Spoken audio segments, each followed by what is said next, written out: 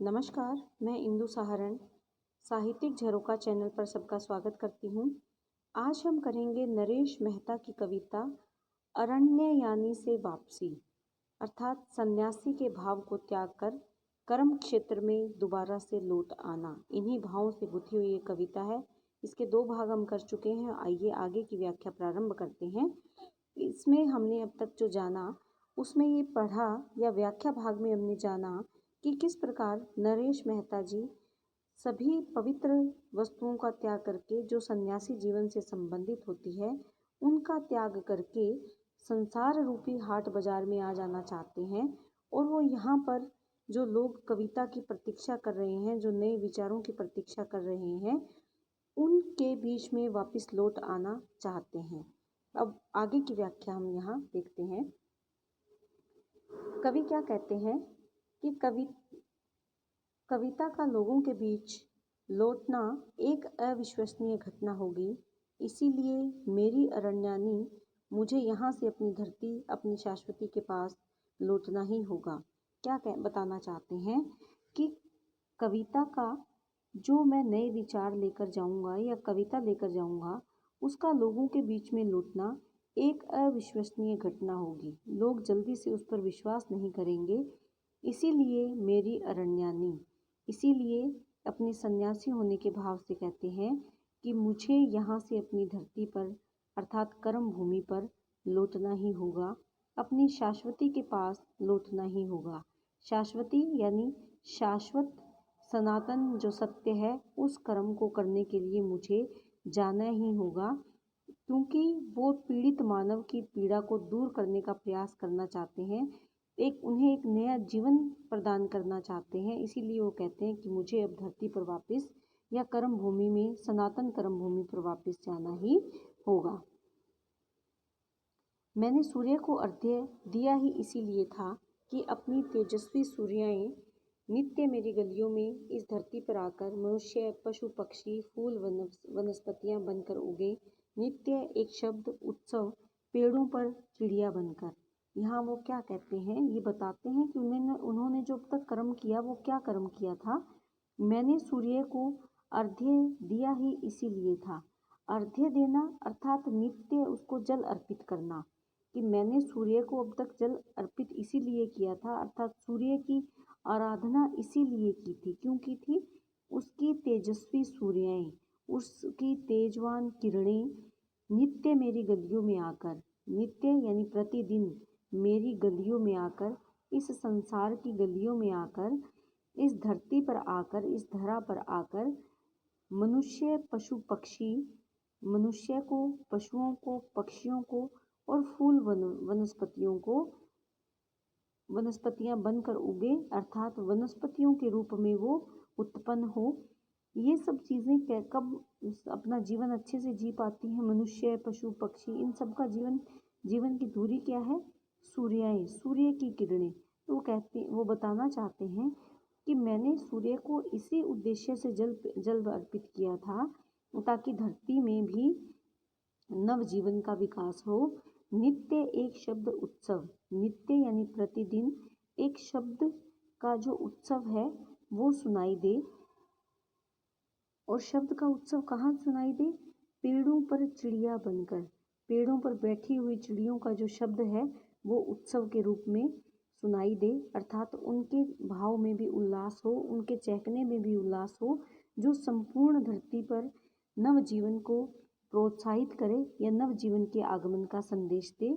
इस प्रकार के कुछ भाव यहाँ प्रकट करना चाहते हैं कि मैंने अब तक जो सूर्य की आराधना की वो इसी उद्देश्य से की कि वही सूर्य मनुष्य, पशु, पक्षी, फूल और वनस्पतियों को नव जीवन दे। और वो नव जीवन एक का जो शब्द उत्सव है वो चिड़ियों की चहक से स्पष्ट हो, चिड़ियों के चहकने से, उनके शब्दों से स्पष्ट हो। घर आंगन में भाषा बनकर, और वो शब्द उत्सव घर आंगन में भाषा बनकर, जो चिड़ियों का चहकना है वो घर और आंगन में भाषा के रूप में भाषा बनकर स्पष्ट हो और एकांत में प्रिया बनकर संपन्न हो। घर और आंगन में तो वो भाषा के रूप में स्पष्ट हो और एकांत में जीवन के अकेलेपन में प्रिया, प्रिया यानी प्रेयसी, प्रेमिका बनकर संपन्न हो। धरती सूर्य की सुगंध हो जाए, पर किसने अपमानित कर दिया है मानवीय देवत्व को, जीवन की कुल गोत्रता को? नहीं।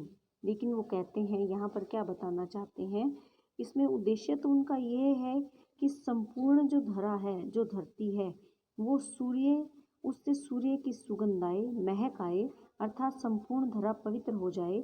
लेकिन वो क्या कहते हैं कि उन्हें ये नहीं पता, प्रश्न कर रहे हैं किसने अपमानित कर दिया है जो मानवीय देवत्व था, मानव के हृदय में जो देवता का भाव था, उसे किसने खंडित कर दिया है, समाप्त कर दिया है। जीवन की कुल गोत्रता को, अर्थात जीवन की जो कुल गोत्रता है, उसका किसने तिरस्कार किया है।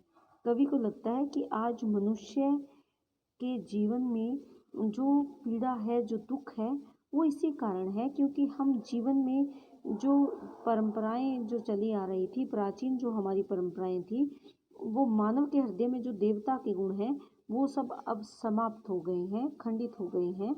उन्हीं को अभिव्यक्त कर रहे हैं यहाँ पर। आगे वो कहते हैं, मनुष्य से लेकर दुर्वा तक के अपमानित मुख पर मेरी वैष्णवता।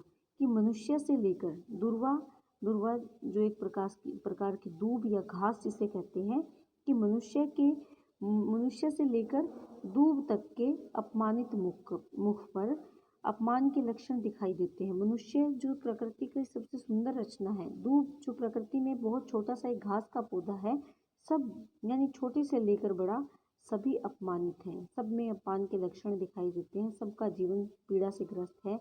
मेरी वैष्णवता, मेरी पवित्रता, मेरी कविता की लिखनी होगी एक गरिमा, एक पवित्रता, एक उत्सव। लेकिन वह अपना संकल्प व्यक्त करते हैं कि नहीं, वह ऐसा नहीं होने देगा, वो इस दुख को, इस पीड़ा को नहीं ज़्यादा लंबे समय तक रहने देगा। वो अपनी वैष्णवता को प्राप्त अवश्य करेगा, पवित्रता को प्राप्त अवश्य करेगा। और इसके लिए उसे क्या करना होगा? गरिमा पूर्वक, पवित्र और उत्सव से भरी हुई काव्य की रचना करेगा। क्योंकि आज के दौर में ये ज़रूरी है कि जो कुछ भी लिखा जाए वो पवित्रता से पूर्ण हो, जीवन जीने के उद्देश्य से पूर्ण हो, जीवन को उत्साहित करने के उद्देश्य से लिखे, नव दिशा दिखाने के उद्देश्य से कविता लिखी जाए या रचना की जाए। मनुष्य या दुर्वा किसी के भी हंसते हुए मुख से बड़ी न कोई प्रार्थना है, न कोई उत्सव, और न स्वयं ईश्वर ही। क्योंकि कवि को लगता है कि मनुष्य हो या दुर्वा, कि संसार की सबसे सुंदर ईश्वर की रचना हो या फिर छोटा सा एक दूब का पौधा ही क्यों ना हो, किसी के भी हंसते हुए मुख से बड़ी, कि किसी के भी चेहरे पर हंसी से ज़्यादा बड़ी और कोई प्रार्थना नहीं हो सकती। कि हम किसी के चेहरे पर हंसी ला सके, 2 मिनट की या कुछ पलों की खुशी या प्रसन्नता ला सकें, इससे बड़ी कोई प्रार्थना नहीं है। जीवन में इससे बड़ा कोई उत्सव नहीं है, और न स्वयं ईश्वर से भी, और इससे बड़ा कोई ईश्वर भी नहीं है, इससे बड़ा कोई परमात्मा भी इस दुनिया में नहीं है। तो यहाँ क्या बताना चाहते हैं कि हमें इस प्रकार के कार्य करने चाहिए, इस प्रकार का कर्म करना चाहिए, या कवि के रूप में एक ऐसे काव्य की रचना करनी चाहिए जो सबके दुखी जीवन में खुशी के कुछ पल ला सके। तो इसमें मनुष्य अपने काव्य के माध्यम से इस प्रकार का मानवीय दृष्टिकोण प्रकट करते हुए अपने काव्य के माध्यम से ऐसी काव्य रचना करना चाहते हैं जिससे कि प्रत्येक प्राणी, प्रत्येक मानव के चेहरे पर हंसी लाई जा सके, खुशी लाई जा सके। तो उम्मीद करती हूँ ये कविता आपको समझ में आ रही है। बहुत बहुत धन्यवाद।